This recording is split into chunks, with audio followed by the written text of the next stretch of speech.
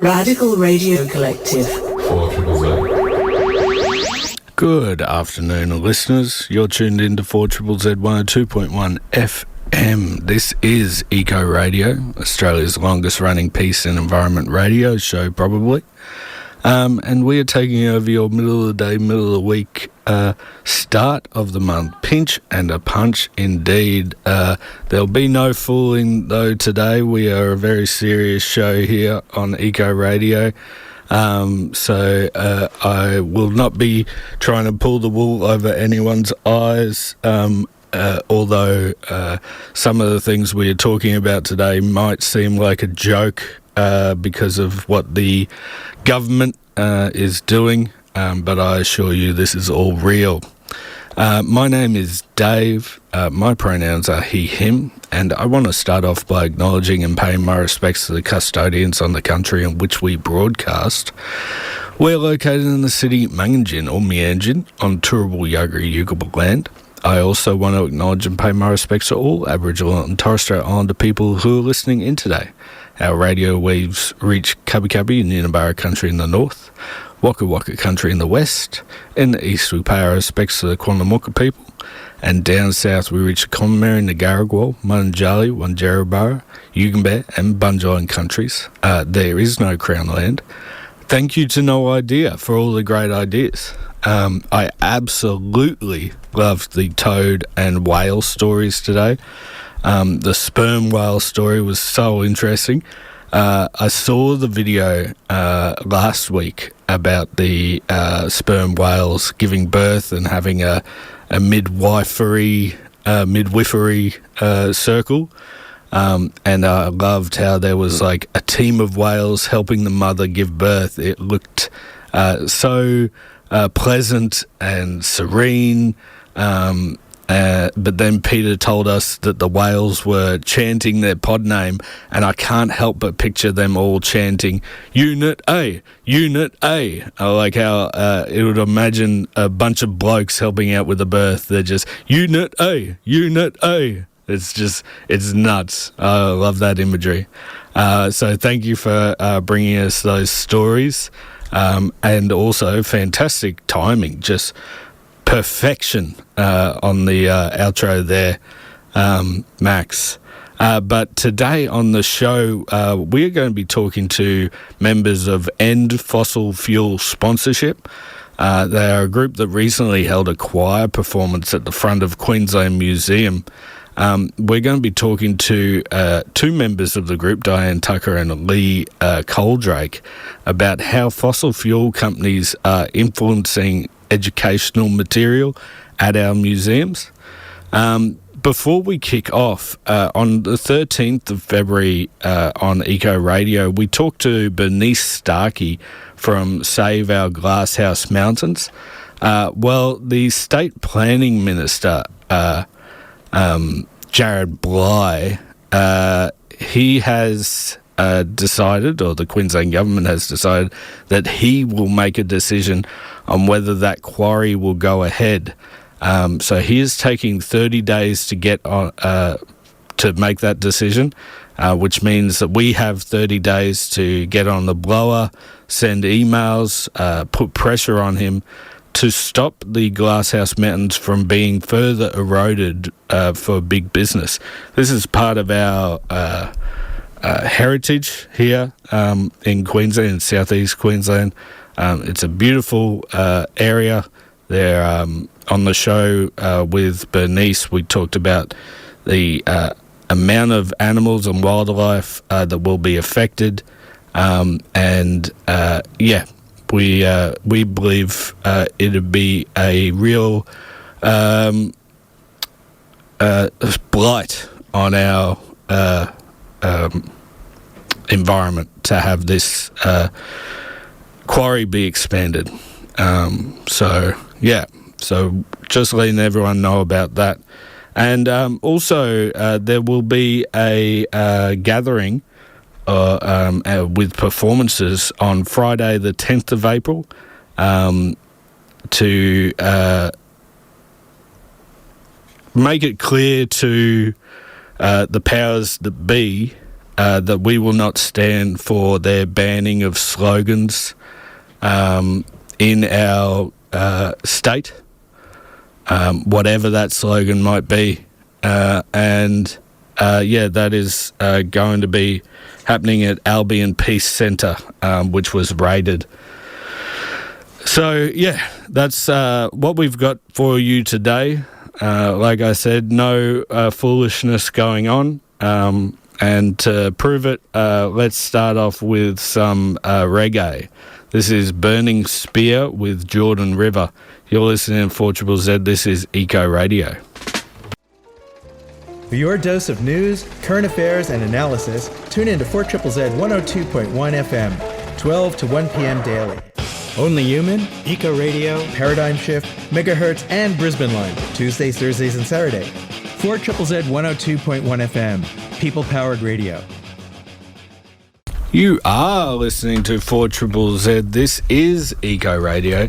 I am Dave, and I'm lucky enough to be joined by two members of End Fossil Fuels Sponsorship. I'm talking to Diane Tucker and Lee Coldrake today. Thank you so much for joining me, guys. Pleasure. Yeah, thanks for having us on. Absolutely. So let's start off. End Fossil Fuel Sponsorship. It probably says what it is on the tin, but can you explain to us how that works? Well, we called the group that because that is the nut of the problem. So the group formed probably towards the end of last year after we became aware through an article by Comms Declare and also an article in The Guardian that Queensland Museum was getting a sponsorship from Shell, which in Queensland runs Queensland Gas Company. Mm-hmm. And that Shell was insinuating itself into educational materials that the museum sent out to students as young as 9 and also to teachers. And the stuff that they were sending out was inaccurate and misleading when it talked about climate change. Yeah, I saw that they were running, I guess, instruction classes for teachers on how to teach this as well. Yeah, the materials covered not just resources to hand out and use, but instructions like lesson plans for teachers, and activities, and just the whole structure around how you teach children about climate change, without mentioning the primary cause of it, fossil fuels, burning fossil fuels. Yeah, so what were the type of things that they were teaching, or a part of the materials that they give out? Some of the things were about, it's all about mitigation, really. Some of the exercises that the kids had to do, for instance, were to design a carbon capture and storage facility. Now, without mentioning that, what's the main driver of climate change, and that is the burning of fossil fuels. Carbon capture and storage is just an old chestnut that keeps coming up, that is totally unproven at scale. But by asking the kids to do this, they're sort of intimating to the kids that, in fact, we can do something about fossil fuel pollution. When in fact, you can't solve a problem if you don't know what's causing the problem.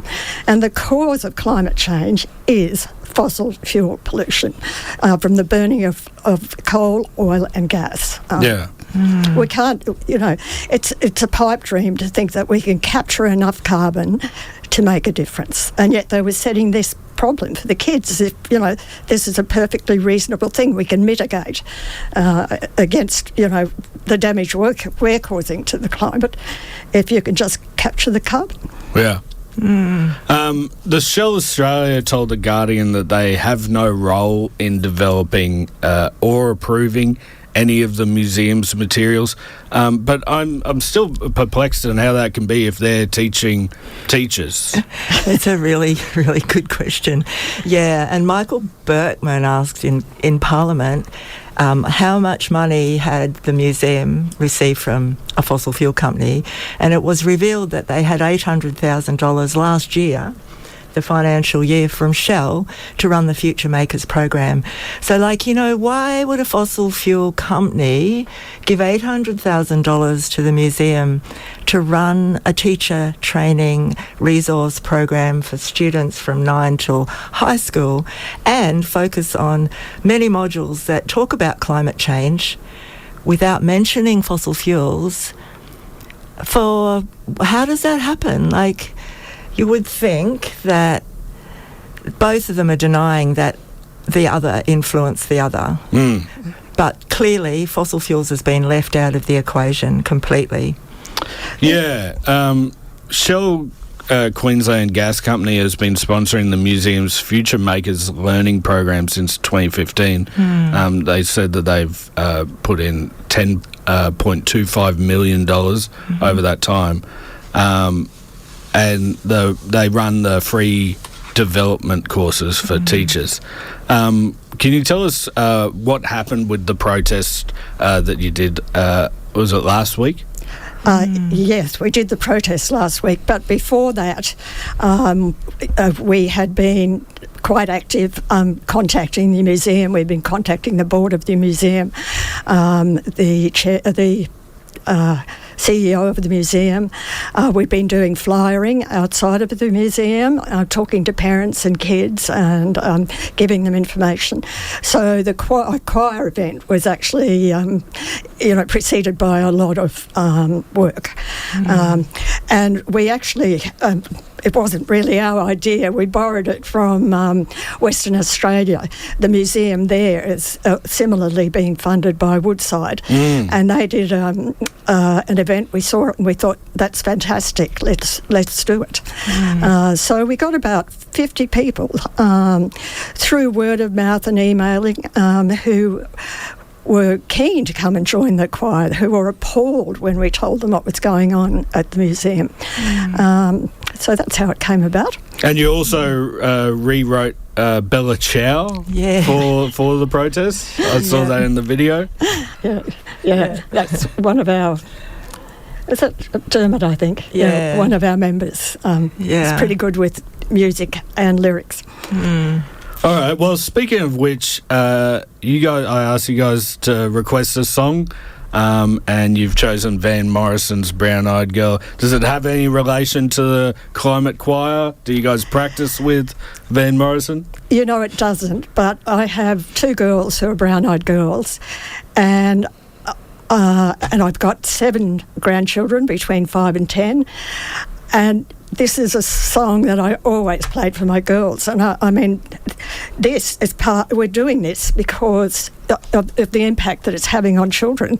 And I'm doing, any sort of climate action is because of my children and my grandchildren. So this is to my 2 girls. Fantastic. And someone really enjoyed our chat just now because they just subscribed to 4ZZZ. Thank you very much, Simon. Yay, Simon. 4ZZZ is hard to label, and so is our diverse community. This April Atonement, we cast wide for our prize pool because when you subscribe or renew your subscription in April, we like to give back to you. A huge thanks to our sponsors: Stork Furniture, Oasis River Cruises, BrizVest, Black Box Studios, Thrill House Tattoo, Rocking Horse Records, the Buttery Music School, Outside the Box, and Down Shoes. Go to 4ZZZ.org.au and check if you're subscribed. That was Brown Eyed Girl by Van Morrison, and it is April Atonement, so if you want to be like Simon and subscribe, go in the running to win a whole heap of prizes and atone for your sins of not being a subscriber or being a lapsed subscriber maybe. You can go to 4ZZZ.org.au/support and atone. And we are talking to members of End Fossil Fuel Sponsorship. I'm talking to Diane Tucker and Lee Coldrake.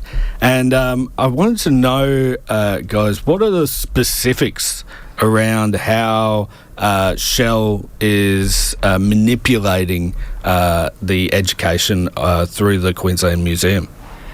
Well, that's a good question. Yeah, this is part of a pattern of behaviour with the fossil fuel industry, and what Shell have done with their partnership with the Queensland Museum is that they've introduced learning resources, a particular program on Future Makers, where they've developed a range of resources for young people, for teachers. They have projects where kids can compete in competitions to design innovative projects. And so, for example, there's a learning module called Changing Climates, Changing Waters. And this looks at rising seas and extreme temperatures, but they're presented as something to adapt to. With no mention of transitioning away from fossil fuels. Yeah. It's sort of a bit like telling a smoker, yeah, you can keep smoking, but, we'll find a smoker with lung cancer. You keep smoking, it'll be all right. We'll find a cure for lung cancer down the track. That's effectively what they're doing. Yeah. So, yeah, the branded materials really present a biased and incomplete picture of climate science. Yeah, and have you had any teachers that have been through these instruction modules by Shell come out and talk about what it was like? We haven't, but this is something that we are looking at, is getting in touch with teachers on a broader scale. We do have several teachers in our group who were absolutely appalled about it when they found out about it. And a lot of the parents that we spoke to, especially the homeschooling parents, there were a couple of them who received some of the leaflets, and they were like, oh no, we really rely on these to be able to teach our children, and we just trusted that we'd be getting good science from the museum. And it's been the Shell-sponsored learning materials have been downloaded 400,000 times and have reached 1,700 teachers. And we know that our teachers are, overworked, underpaid. They're probably, so glad to receive something from the museum that helps them in their teaching, never thinking that it would be inaccurate, biased, full of misinformation, disinformation. Yeah, that is a really good point. Yeah, teachers are quite under the pump at the best of times, and receiving things they might not have the resources to check them properly, and exactly. Really difficult. Yes, and of course you'd think that the museum would be, absolutely spot on in terms of providing reliable scientific information. Yeah, this is a larger thing about how fossil fuel industry manipulates society. How deep do you think this goes?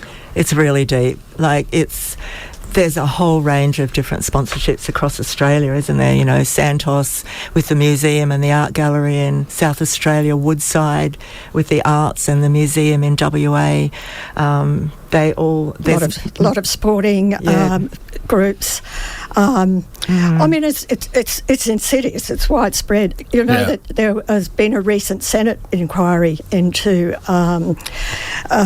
climate disinformation, and they said that the fossil fuel lies have crippled climate action, and there's extensive evidence of misinformation and disinformation, which is not isolated but systemic and sophisticated. So their recommendation is that the government enforce some sort of information integrity across climate and energy. The fossil fuel industry does it to present themselves as a socially responsible institution, and they're not. They're just using that as cover to continue doing their climate wrecking profitable business. Yeah, it's a bit like greenwashing or pinkwashing. It's a type of like education washing or something. Yeah, this one's particularly worrying because, I mean, we've mentioned all the others with the nippers and swimming and art, but in this case, you've got a fossil fuel company who are presenting themselves in a very benevolent way to a community, public, science-based institution, and they've got into our education system in Queensland, and we know how influential they are in lobbying government policies and how much influence they already have in the wider sphere. Like, the fear, I guess, is that if this is the beginning of a wedge, like if they get into the education department in a bigger way and the influence affects the way children are taught about science, they've got a much bigger voice of influence there too. Yeah, well, I remember when I was a kid, we got the Commonwealth Dolomites little packet, and that was a way to indoctrinate us into the Commonwealth Bank, get them while they're young, type of thing. I guess this is the same strategy. Definitely, and there's one of the photos on the museum's website that hasn't been taken down, under the future pathways, I think, which is part of Future Makers, because they're aiming for science STEM students, the brightest, and these young people have got hard hats on, looking to the future with the Shell logo emblazoned on their hard hats. Oh my God. Yeah. Really insidious. Really insidious. So these kids are really happy to produce innovative things, to get lots of credit for it and succeed really well, and Shell's leading the way. Yeah. Marco texted and he said it's the elite petrochemical dollar class. Exactly. Yeah, that's it. This has been brought up in Parliament, though. Michael Berkman actually asked a question in Parliament to JP Langbrook about this subsidy. Langbrook didn't feel that there was much of an issue, but in fact, there is a big issue. The museum has a commitment in the Act to provide leadership and excellence in the preservation, research and communication of Queensland's natural and cultural heritage. So they're not providing leadership and they're not providing accurate research or scientific information. This should be a pretty embarrassing situation for the Queensland Museum, actually. Yeah. I wonder what is the outcome that you guys would like to see? Well, we'd like to see two things, really. One is that the museum publicly cut ties with Shell and commit to no further association with fossil fuel companies. And the second one is that the museum commits to an independent source to do their educational materials and rewriting any of the inaccurate materials that are out there at the moment. A lot of, just going back to the governments, the ACT has legislated this year, in fact, from the beginning of 2026, that none of their educational facilities are to engage with fossil fuel sponsorship because of this problem. Brazil's doing a similar thing in the UK. They are also... there's cities that are legislating not to have correct fossil fuel industry in their education system in the UK, Yep. Okay, well, let's go to a song and then we'll come back again. Cool. This is a song I picked. It's called Driving at Dusk by Super Hotel. I hope you guys like it. This is Eco Radio. You're listening to 4ZZZ. 4ZZZ is hard to label. It's radio, it's music, it's art, it's culture, it's people, it's a network, it's Brisbane. This is April Atonement. Support us. Support Me Engine. If you're subscribing for the first time, it's time you subscribed again. Or if you have friends that would be right at home here, go to 4ZZZ.org.au and listen on 102.1 FM. And you can just be like one of the passionate subscribers that just subscribed to 4ZZZ. Absolutely amazing. Thank you, Richard from Wavell Heights. Big round of applause. They must be loving our conversation. Because I am Dave here on Eco Radio. I am talking to Diane Tucker and Lee Coldrake from the End Fossil Fuel sponsorship group. And we've been talking about how the museum's influenced by a fossil fuel lobby system. I want to talk about you guys personally for a while, because you've been doing anti-fossil fuel activism or climate change activism for a while now.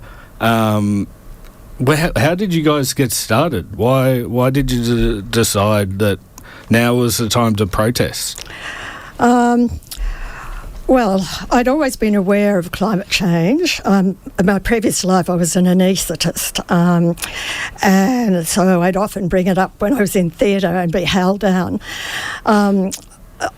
When I retired, I spent the first year reading about climate change, degradation of our natural environment, species loss, soil productivity, everything I could get my hands on.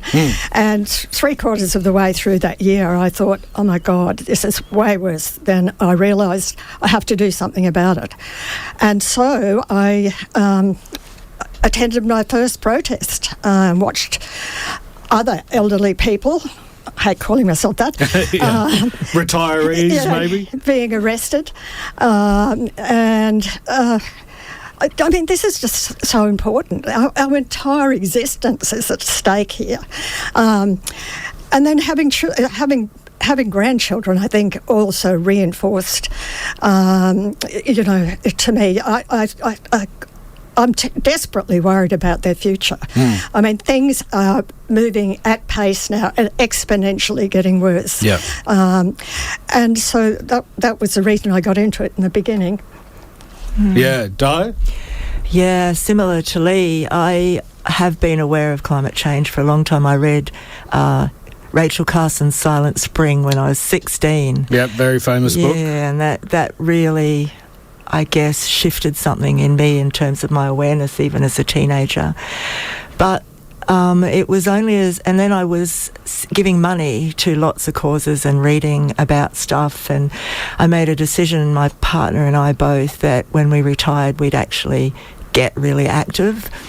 And I guess, like Lee, the more I've learnt, you can't unlearn it, and the pace of change has intensified. And you learn about tipping points and how this is not a linear progression.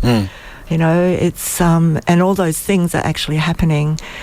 So yeah, I joined the Australian Conservation Foundation, and then I got involved in the marches with Extinction Rebellion when they first appeared, and the idea of like people taking action en masse started to feel really hopeful. Yeah, you guys have actually both faced jail time for climate protests. These laws, which hadn't been used since Joe Bjelke-Petersen's days. Are you worried about Queensland State being so closely linked to fossil fuel companies and that affecting our legal system? I'm absolutely worried about it. We're a dig it out, send it away state, and we can't seem to think past that. I think, if anything, the war in Iran should be focusing us on the precarity of our situation being dependent on fossil fuels. And Australia, Queensland in particular, Australia, we've got the perfect opportunity to absolutely electrify everything, go all renewables. We could be totally fossil-free, independent. But instead, the Queensland government's talking about digging oil out of the ground. Yeah, 300 kilometres west of Brisbane. Really, I mean, by the time that's up and running, it will cost a fortune. No one will be using coal, oil or gas. We need to...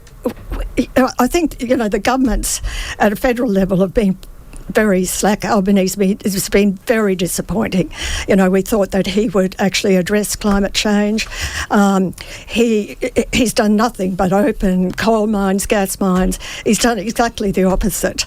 They won't release the Office of National Intelligence report, which is a security report about what climate change is going to do to our security. I have talked to security experts, I guess, and their number one is that climate change is the biggest security threat. Exactly. Food security, water security. We need politicians that will have these conversations, be open about the risks that we're facing, because they're enormous. And if we're running out of time, really, we are running out of time. Yeah. You both are devoting your retirement years to fighting climate change inactivity. Do you think your generation gets a bad rap for, I guess, inactivity or a slow pace of climate change? There is, I think there is a bad rap towards the boomers. I think that there's a certain amount of fossil fuel propaganda that goes into this, because we have had our lives in a period of stability where we've benefited from fossil fuels, as have we all.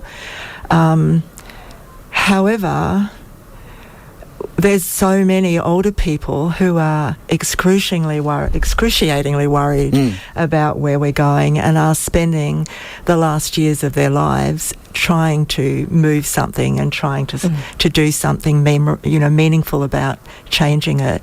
So our experience is that we are part of a large movement in Brisbane of really well-educated and intelligent, highly articulate and committed older people who, and the stereotype of the activist used to be young people, but actually... Yeah, university students Yeah, but there's a large number of older people very, very involved in it. Yeah, actually, I find that quite interesting, that from the older generation, the activist portion used to be university students, but now we're seeing retirees, now we're seeing primary school kids. I mean, these activist groups hadn't been seen before. That's true. And look, I mean, there's a cost of living crisis. I can see why young adults with people with families, they're just trying to make ends meet. They haven't got any emotional bandwidth or time to divert to this, even though they might think about it quite a lot.